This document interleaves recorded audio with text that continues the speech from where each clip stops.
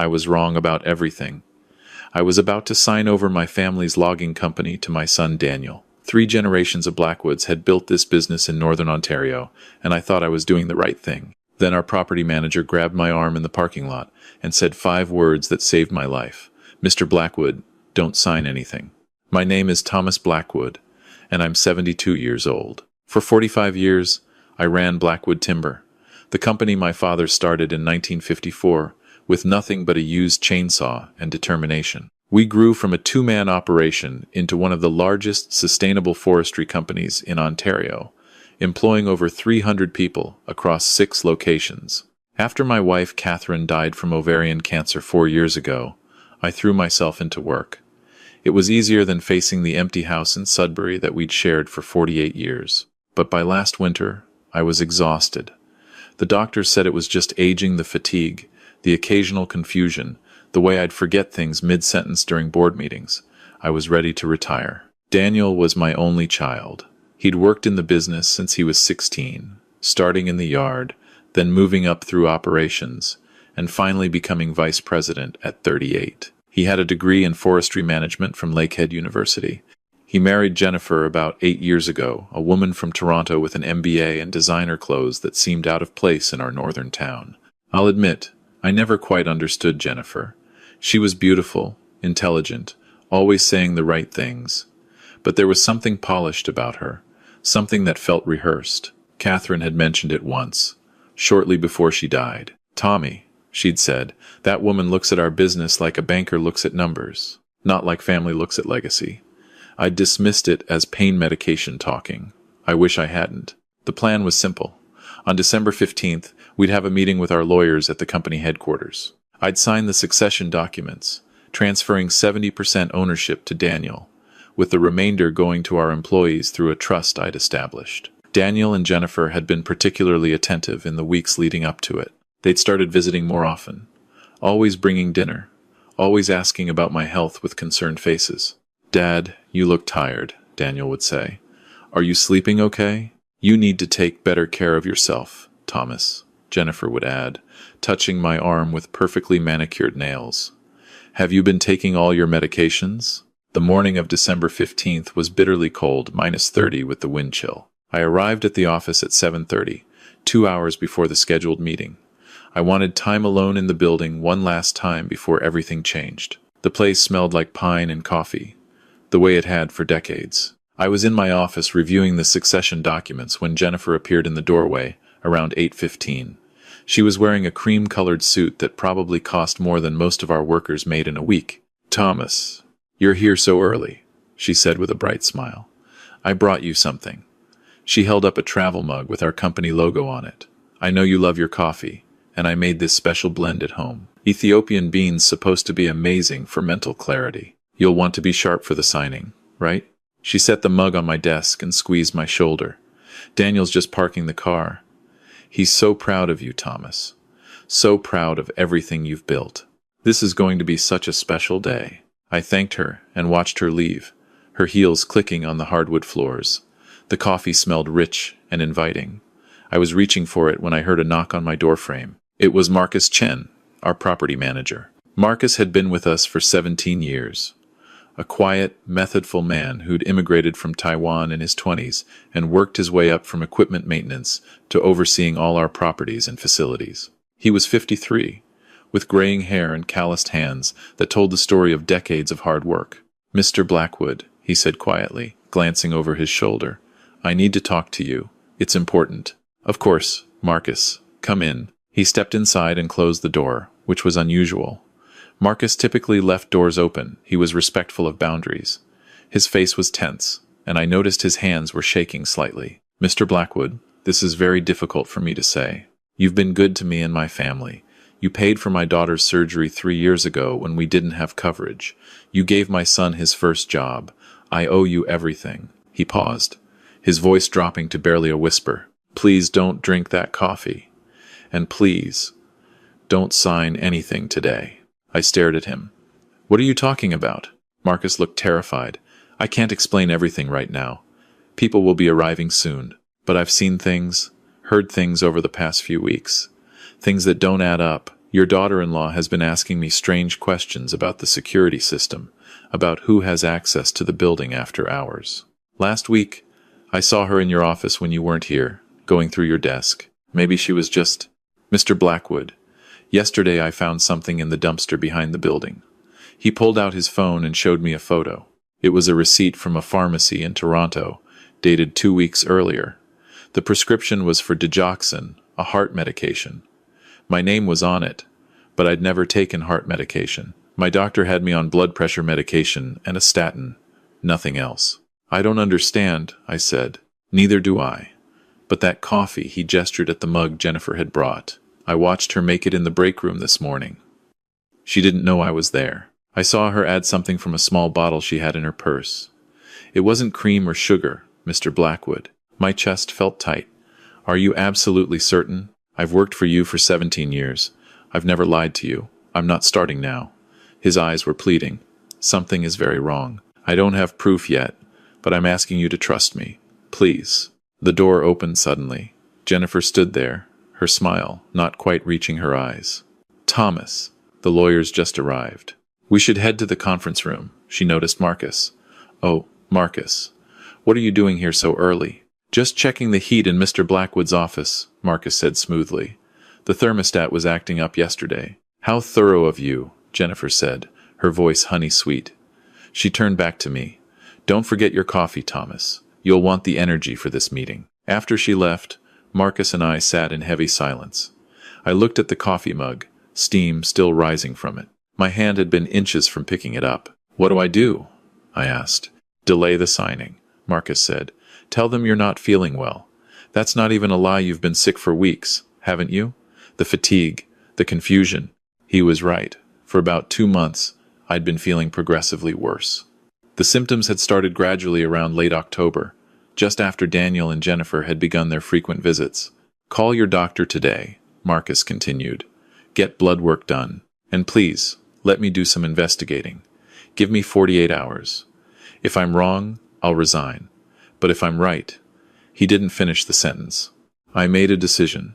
Help me pour this out, I said, gesturing at the coffee. We went to the small bathroom attached to my office. I poured the entire contents of the travel mug into the toilet while Marcus watched. The liquid was dark, almost black. There was a faint chemical smell underneath the coffee aroma. I'm going to keep this mug, I said. Don't clean it. Leave whatever residue is in there. Marcus nodded. I know someone. A friend who works at a testing lab in Toronto. If you give me that mug, I can have it analyzed privately. 20 minutes later, I walked into the conference room where everyone was waiting. Our corporate lawyer, David Petrie, was there with his associate. Daniel sat at the head of the table, already in what had always been my chair. Jennifer stood behind him, one hand on his shoulder. Several board members had gathered as well. Sorry to keep you waiting, I said. I'm afraid we're going to have to postpone this. Daniel's face fell. What? Dad? Why? I'm not feeling well. Started this morning. I think I need to see my doctor before we proceed with something this important. Jennifer's smile tightened. Thomas, you seemed fine when I saw you earlier. Maybe you just need some coffee? I made you that special blend. I'm not drinking coffee today, I said firmly. The signing will have to wait. I'm sure everyone understands. I watched Jennifer's face carefully. For just a fraction of a second, something flickered there, anger, maybe, or fear. Then the concerned daughter-in-law mask slipped back on. Of course, Thomas. Your health comes first, she said. When do you think you'll feel up to rescheduling? I'll let everyone know. David Petrie, our lawyer, looked confused but professional. No problem, Thomas. These documents will be ready whenever you are. Just call my office. As everyone filed out, I caught Marcus's eye. He gave me a slight nod. That afternoon, I went to my family doctor, Helen Morrison, who'd been treating me for 30 years. She agreed to rush blood work and asked if she could also get a urine sample. Thomas, you mentioned feeling fatigued and confused for the past 8 weeks or so. Have you experienced any numbness in your hands or feet? Any unusual tremors? Digestive issues? Actually, yes. All of those things. I thought it was just age. Dr. Morrison's face grew serious. Let's rule out some things. I'm going to test for vitamin deficiencies, thyroid function, and... She paused. A few other possibilities. What other possibilities? Let's wait for the results. I don't want to alarm you unnecessarily, but I was already alarmed. That evening, I sat alone in my house, the same house where Catherine and I had raised Daniel, where we'd celebrated birthdays and holidays, where we'd built a life. I looked at family photos on the walls. Daniel as a child, gap-toothed and grinning. Daniel in his college graduation robes. Daniel and Jennifer's wedding, everyone smiling. Where had I gone wrong? If Marcus was right, if something sinister was actually happening, how had I failed to see it? What had I done, or not done, as a father to lead to this? The next day, Marcus called me at home. The lab results came back on the coffee mug. Mr. Blackwood, you need to sit down. I'm already sitting. There was oleander extract in that coffee. A significant amount. Oleander is a poisonous plant. Even a small amount can cause heart problems, confusion, weakness. In high doses, it's lethal. And there was something else. Crushed digoxin tablets. The combination would mimic a heart attack or natural cardiac event in someone your age. I felt cold all over. You're saying someone was trying to kill me? I'm saying that coffee would have put you in the hospital at minimum. Possibly worse. And the symptoms you've been experiencing, the fatigue, confusion, weakness, they're consistent with long-term low-dose poisoning. Mr. Blackwood, I think someone's been giving you small amounts for weeks, making you look sick and incapacitated. Then, today was supposed to be the final dose, right before you signed everything over. My son wouldn't. I'm not saying it was your son. But I am saying you need to involve the police. I sat in silence, the phone pressed to my ear. 50 years of building something, of creating jobs and supporting families, and it had come to this. Someone in my own family wanted me dead. Not yet, I finally said. Not until I have more evidence. If we go to the police now, with just this lab result, it could be explained away. Jennifer could say she didn't make that coffee, or someone else could have tampered with it. I need to know for certain what's happening and who's involved. What do you want to do? I need your help, Marcus. And I need to be smart about this. Over the next 3 days, Dr. Morrison's test results came back. She called me personally. Thomas, your blood work shows elevated levels that are consistent with cardiac glycoside poisoning. That's the class of drugs that includes digoxin. You've never been prescribed this medication, correct? Correct. Someone's been giving it to you, probably in your food or drinks. The levels suggest regular doses over several weeks, maybe longer. I had my answer. Now I needed to understand the full scope of what was happening. With Marcus's help, I installed small security cameras in my home office and kitchen places where I kept drinks and sometimes left food out. I told Daniel I was postponing the signing for a few weeks while I underwent some medical tests. He seemed frustrated but understanding. Jennifer, however, became increasingly insistent about visiting me. You shouldn't be alone while you're not feeling well, she'd say on the phone. Let me bring you some homemade soup. I'm fine, I'd tell her. Doctor's orders to rest. On the 4th day, something happened. I received a call from Daniel, but it wasn't his voice. It was Jennifer in the background, talking to someone else. He'd pocket-dialed me. I stayed silent and listened. Can't wait forever. The whole point was to get this done before he changed his mind or got suspicious. Now he's having medical tests? What if they find something? Another voice, Daniel's, responded. You said the amounts were small enough that it wouldn't show up. I said it would be hard to detect, not impossible. And now he's postponed the signing. We need that company, Daniel. Do you know how much debt we're in? The investments I made were supposed to pay off by now. We need access to that business account, and we need it soon. Maybe if we just talk to him. Talk to him? Are you kidding? He'd never agree to the structure we need. This way, once you have control, we can leverage the company's assets, take out the loans we need. Your father's too sentimental about keeping employees and sustainable practices. That doesn't make money, Daniel. We need to modernize, cut costs, sell some of the land holdings. He built this company. I can't just... You can and you will. Unless you want to lose the house in Toronto, the cars, everything. We're 2 months away from bankruptcy, Daniel. 2 months. Your father's sitting on a $40 million company while we drown in debt. It's not fair. He's old. He had his time. Now it's ours. There was a long pause. Then Daniel's voice, quieter. What do we do now? We need to accelerate the timeline. He's getting suspicious. Maybe the medications weren't such a good idea after all. We might need to try something else. The call ended abruptly, presumably when Daniel realized his phone was active. I sat there, the recording playing in my mind over and over. My son, my only child, the boy I'd taught to fish in Lake Huron, who'd cried in my arms when his mother died, who I'd trusted with everything. I called Marcus immediately and forwarded him the recording. Then I called a lawyer, not David Petrie, who Daniel knew, but a criminal defense attorney named Sarah Goldstein in Toronto, who specialized in elder abuse cases. Mr. Blackwood, she said after hearing the recording and reviewing the lab results, you need to involve law enforcement immediately. What you're describing is attempted murder and conspiracy to commit fraud. These are serious criminal matters, I know. But I need to understand something first. I need to know if Daniel is truly part of this, or if Jennifer has somehow manipulated him. He's my son.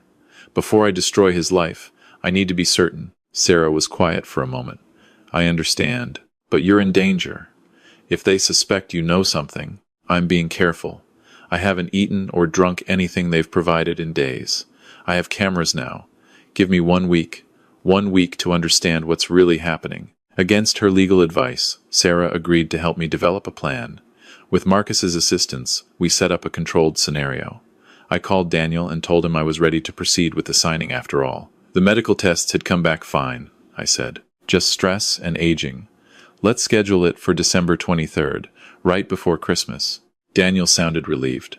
Jennifer got on the phone, her voice bright with false cheer. Oh, Thomas, that's wonderful news. This will be the best Christmas present ever, knowing the family business is secured for the next generation. On the morning of December 23rd, I arrived at the office early again. Marcus met me in my office, along with Sarah Goldstein and 2 Royal Canadian Mounted Police officers. We'd arranged everything carefully. The plan is simple, Sarah explained. You'll go through with the meeting. We'll have plainclothes officers in the building. Everything will be recorded. If they attempt anything, any tampering with drinks, any coercion, we'll have it documented. And if they don't do anything wrong? I asked. Then you'll sign the papers, and your son will inherit the company as planned. But somehow, Mr. Blackwood, I don't think that's how this is going to play out. Daniel and Jennifer arrived at 9:30. Jennifer was wearing red Victory colors, I thought bitterly.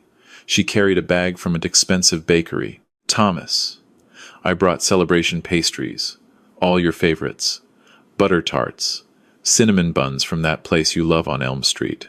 She set them out on the conference room table as people arrived. David Petrie and his associate, the board members, Marcus, who positioned himself near the back of the room, his phone discreetly recording everything. Jennifer poured coffee for everyone from a carafe she'd brought. When she got to me, she smiled. I made this pot special, Thomas. That same Ethiopian blend you loved last time. Actually, I'll skip the coffee today, I said, trying to cut back. Her smile faltered for a microsecond. Oh, but Thomas, you always have coffee at important meetings. It's tradition. I'm fine, Jennifer. She set a cup in front of me anyway.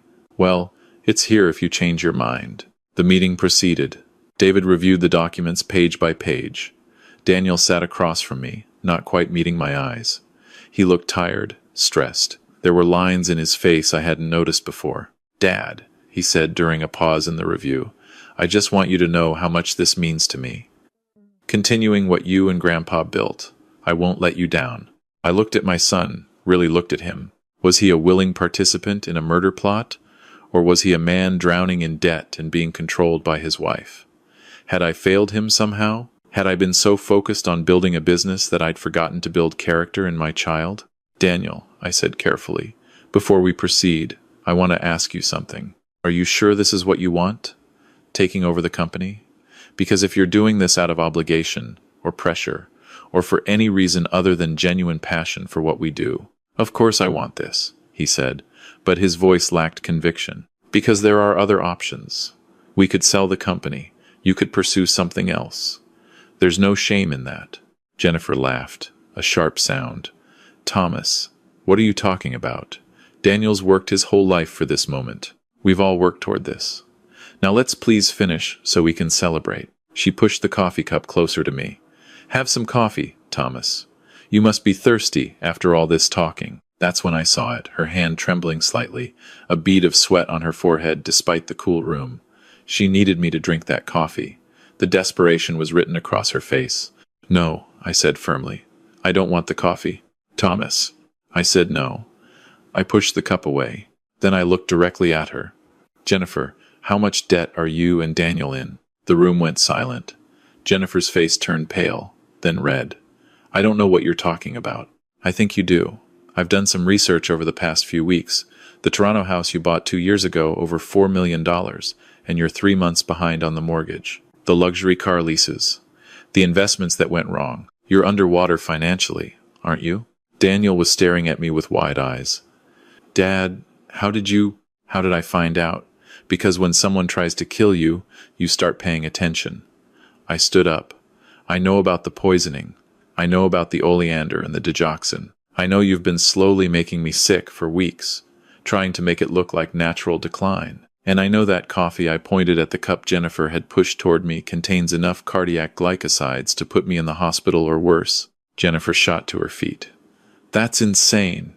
Thomas, you're clearly not well. Daniel, we need to get your father help. He's having delusions. It's not a delusion when I have lab reports. I nodded to Marcus, who pulled out a folder. Analysis of the coffee Jennifer made for me 2 weeks ago. Analysis of my blood work. And I pulled out my phone, a recording of a very interesting conversation where you discussed accelerating your timeline to kill me. I played the pocket dial recording for everyone in the room. Jennifer's voice filled the conference room. We need that company, Daniel. Your father's too sentimental. He's old. He had his time. Now it's ours. Daniel's face crumpled. He looked at Jennifer, then at me, then down at the table. I didn't think she would actually. Actually what? I asked. Actually poison me? Actually try to murder your father for money? That's when the 2 RCMP officers stepped into the room, no longer disguised. Jennifer Blackwood, one of them said, you're under arrest for attempted murder, conspiracy to commit fraud, and elder abuse. What happened next is still a blur in my memory. Jennifer screaming that it was all a misunderstanding, that I was a paranoid old man. Daniel sitting frozen in his chair, tears streaming down his face. The officers handcuffing Jennifer and reading her rights. Board members whispering in shock. But one moment stands out clearly. As they led Jennifer past me, she spat words like venom. You're a fool, Thomas. That business is worth millions, and you waste it on worker benefits and sustainable practices and ethics. Daniel deserved better than a father who cared more about trees than about his own son's success. After she was gone, I sat alone with Daniel in the conference room. Everyone else had left, giving us privacy we probably didn't deserve. Dad, Daniel said, his voice breaking, I didn't know she was going to poison you. I swear, I didn't know. I knew she wanted me to push for a bigger ownership stake, to convince you to let us take out loans against the company assets. I knew we were in financial trouble, but I didn't know she was making you sick. When I heard that recording you played, when I heard her talk about medications, that was the first time I understood what she'd been doing. But you didn't stop her. No. He buried his face in his hands. I didn't stop her. I knew something was wrong. I knew she was pressuring me to rush the succession. I knew you were getting sicker right when we started visiting more. But I didn't want to see it. I didn't want to believe that my wife could be capable of something like that. So I told myself you were just getting old. I told myself I deserved this company because I'd worked for it. I told myself a lot of lies, Dad, and I'm so sorry. I wanted to rage at him. I wanted to ask how he could stand by while his wife tried to murder me. I wanted to know when my son had become someone who valued money over his own father's life. But I also saw a broken man in front of me, someone who'd made terrible choices, who'd been manipulated, and had allowed himself to be manipulated because the alternative was facing uncomfortable truths about himself and his marriage. Daniel, I said finally, I loved you from the moment you were born. Your mother and I, we tried our best to raise you with good values, to teach you about integrity and responsibility. Somewhere along the way, something got lost. Maybe I worked too much. Maybe I didn't show you enough that you were valued for who you were, not just for carrying on the family business. Maybe the burden of legacy was too heavy. It's not your fault, Daniel said. I made my own choices. I chose to marry Jennifer even when Mom had concerns. I chose to live beyond my means. I chose to look the away when things didn't add up. That's on me. The legal process took months. Jennifer was charged with attempted murder, elder abuse, conspiracy to commit fraud, and several other crimes. The evidence was overwhelming: the lab results, the recordings, testimony from Marcus about what he'd witnessed, the pharmacy records showing forged prescriptions in my name. Her trial began in April. The prosecutor, a sharp woman named Michelle Laurent, built an airtight case. They brought in toxicology experts who explained how oleander and digoxin could slowly incapacitate someone while mimicking natural aging symptoms. They showed the jury Jennifer's financial records, the debt, the failed investments, the desperation. The defense tried to claim I was a vindictive old man who'd fabricated evidence because I didn't like my daughter-in-law. But Marcus's testimony destroyed that theory. He explained how he'd found the pharmacy receipt, how he'd witnessed Jennifer tampering with the coffee, how he'd had the sample tested at an independent lab before ever involving me or the police. On May 17th, after 3 days of deliberation, the jury found Jennifer guilty on all counts. She was sentenced to 18 years in federal prison. Daniel was never charged criminally. The police determined that while he'd been willfully blind to his wife's actions and had stood to benefit from them, there wasn't sufficient evidence he'd actively participated in the poisoning conspiracy. But morally, he'd failed in ways that couldn't be fixed by a court verdict. The last time I saw Daniel was in July, 6 months after everything came to light. We met at a Tim Hortons in Sudbury Neutral Ground, away from the office and the house where we'd both lived through this nightmare. I'm moving to British Columbia, he told me. There's a forestry conservation job in Prince George. It's not glamorous, but it's honest work. I've sold the Toronto house, what the bank didn't take, anyway, filed for divorce. I'm going to start over. That's good, Daniel. That's a good choice. I don't expect you to forgive me. I sipped my coffee, regular coffee from Tim Hortons, nothing sinister, though I'd be lying if I said I didn't still feel a spike of anxiety every time someone handed me a drink. I don't know if I can forgive you. Not yet. Maybe not ever. You're my son, and I'll always love you. But trust? Trust is broken. I understand. He started to cry quiet, defeated tears. I destroyed everything. The family. The business. Your faith in me. And for what? For money I didn't even get? For a woman who was trying to murder you? You made choices based on fear and greed. But here's what I need you to understand, Daniel. You still have a chance to be better.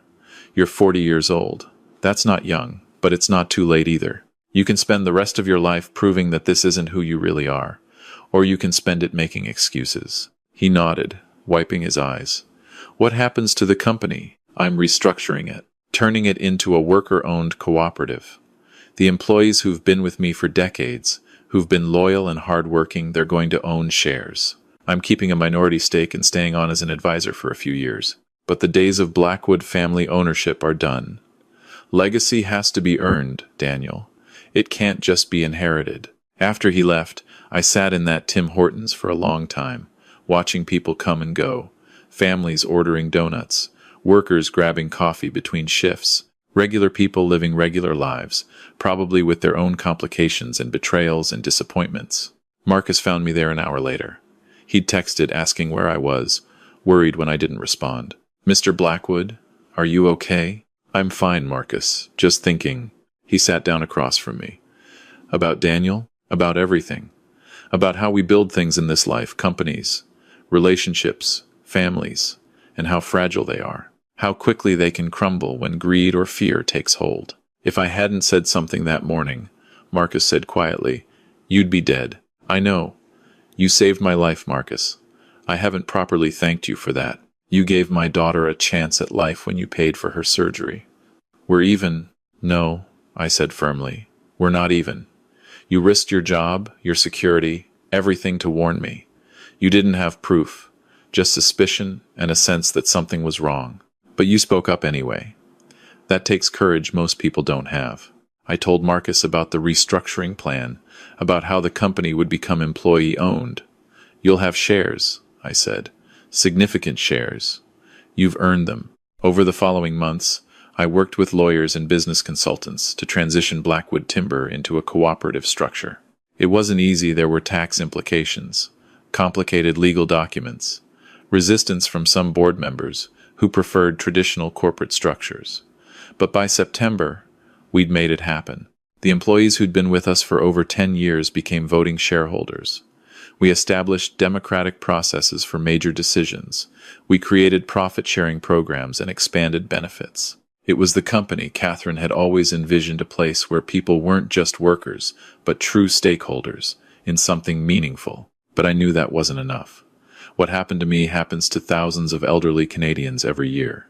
Financial exploitation by family members, isolation, abuse, poisoning, and most of them don't have a Marcus Chen in their lives to save them. So I took 30% of my personal wealth money from savings, investments, the sale of properties Catherine and I had accumulated, and established the Catherine Blackwood Foundation for Elder Protection. The foundation provides 3 services: free legal advocacy for elderly people facing financial exploitation, medical testing for those who suspect they're being poisoned or medicated against their will, and support groups for families dealing with the aftermath of elder abuse. We opened our first office in Sudbury in November. By January, we'd helped 43 people. By the end of the first year, we'd expanded to Toronto, Ottawa, and Thunder Bay, with plans for more locations. One case particularly touched me. An elderly woman named Doris Patterson from Thunder Bay reached out through our hotline. Her grandson had moved in with her after losing his job, and over 6 months, she'd signed over power of attorney, transferred her house into his name, and withdrawn most of her savings, all while feeling increasingly confused and sick. Our team investigated and discovered her grandson had been giving her sleeping medications during the day, forging her signature on documents while she was incapacitated, and systematically stealing everything she owned. We helped Doris press charges, worked with police to build a case, and found her safe housing while legal proceedings moved forward. Her grandson was ultimately convicted of elder abuse and fraud. But more importantly, Doris got her life back. She moved into a senior living community, where she made friends, started painting classes, and told me she felt safer than she had in years. "Thank you," she said when I visited her. "Thank you for believing me when my own family didn't." That's what the foundation does. It believes people. It takes them seriously when they say something feels wrong. It provides the resources they need to protect themselves. I'm 73 now, a year older than when this all began. My health has recovered the poisoning, did some permanent damage to my nervous system, causing occasional tremors and fatigue, but I'm alive. I still go to the office at Blackwood Timber a few times a week, though my role is purely advisory now. The cooperative structure is working well, and the company is actually more profitable than it was under my sole ownership, because everyone has a stake in its success. I haven't spoken to Daniel since that meeting at Tim Hortons. He sends a Christmas card each year from British Columbia, simple cards with just his signature. No message. I don't respond. Maybe someday I will. Maybe someday enough time will pass that I can separate my son from his actions. The person he was from the person he became. But not yet. Marcus and I have coffee every Tuesday morning. He's the closest thing I have to family now, along with some of the longtime employees who've become friends. We talk about work, about his kids. His daughter is in nursing school now, his son working as an equipment operator at one of our sites. We talk about the foundation and the lives it's changing. Sometimes Marcus asks if I regret how everything turned out, losing my son, the family legacy ending, the trauma of knowing someone I loved wanted me dead. The answer is complicated. I regret that I didn't see the signs earlier. I regret that I raised a son who could be complicit in attempting to murder his own father, even passively. I regret the years of Catherine's life that Daniel missed at the end because he was too focused on money and status. I regret that greed and fear poisoned what should have been a simple transition of a family business. But I don't regret surviving. I don't regret the foundation we've built or the people we've helped. I don't regret transforming my company into something that values people over profit. And I don't regret having Marcus in my life, a man who proved that loyalty and integrity aren't dead. They're just sometimes found in unexpected places. If there's one lesson I want people to take from my story, it's this: trust your instincts. If something feels wrong, investigate. If someone you love is showing signs of being impaired or making uncharacteristic decisions, don't assume it's just aging or illness. Ask questions, demand answers, and if you're in a position to help someone, like Marcus was for me, speak up, even when it's terrifying, even when you're not sure, even when you risk everything. Elder abuse thrives in silence. It happens behind closed doors, in families we think are normal, involving people we assume would never harm those they're supposed to love. But the statistics are staggering. 1 in 10 older Canadians experiences some form of abuse, and 70% of the time, the abuser is a family member. We need to talk about this. We need to acknowledge that not all families are safe, that not all children have their parents' best interests at heart, that money and desperation can turn people into monsters. And we need systems in place to protect the most vulnerable among us, the elderly who built our communities, who raised families, who worked hard their entire lives and deserve to live their final years in peace and security, not in fear of being exploited or harmed by the very people who should protect them. The Catherine Blackwood Foundation is my attempt to create one of those systems. It's not perfect, and it can't save everyone. But it saved Doris Patterson. It saved dozens of others. And it will keep saving people as long as I have breath in my body and resources to fund it. That morning in December, when I almost drank that poisoned coffee, when Marcus grabbed my arm and said 5 words that changed everything, I was given a second chance at life. Not just at living, but at meaning. At making a difference beyond building a profitable company. At turning pain into purpose. I look at the photos on my office wall now, not pictures of Daniel as a child. I took those down, but photos of the people the foundation has helped. Elderly faces, smiling, safe, thank you cards and letters. A photo of our staff at all 4 office locations. Marcus cutting the ribbon at our Thunder Bay opening. This is my legacy now. Not timber and profit margins and family succession, but protection, justice, and the simple but profound idea that every person deserves to grow old with dignity, free from harm, surrounded by people they can trust. I was wrong about many things, but I was right to trust Marcus. I was right to fight back, and I'm right to dedicate what years I have left to making sure fewer people have to live through what I did. If you're reading this, or hearing this story, and you recognize yourself in it, if you're elderly and something feels wrong in your home, if you're a family member watching someone you love decline under suspicious circumstances, if you're a worker or neighbor who senses abuse but doesn't know what to do, please reach out. Talk to someone. Contact a foundation like ours, or local authorities, or a trusted friend. Don't suffer in silence. Don't assume you're imagining things. Don't wait until it's too late. And if you're someone like Marcus, someone who sees something wrong and wrestles with whether to speak up, please find your courage. Yes, you might be wrong. Yes, you might face consequences. But you might also save a life. That's the true moral of my story. Not the betrayal or the poisoning or the dramatic trial, but the simple, powerful act of one human being choosing to protect another, even at great personal risk. We need more people like Marcus Chen in this world. People who pay attention. People who care enough to act. People who understand that silence in the face of injustice, even when it's uncomfortable, even when it's complicated, is its own form of betrayal. I'm alive today because one man refused to be silent. And because of that, dozens of others are alive too. Safe, protected, believed. That's a legacy worth building. That's a story worth telling. And that's a lesson worth learning. In the end, the people who save us aren't always family. Sometimes they're the ones who simply choose to see us, to believe us, and to act when action is needed. Thank you, Marcus, for everything. And to everyone listening, stay vigilant, stay safe, and remember, you deserve to be protected no matter your age. Your life has value. Your safety matters. And there are people who care, even when those closest to you don't. Never forget that.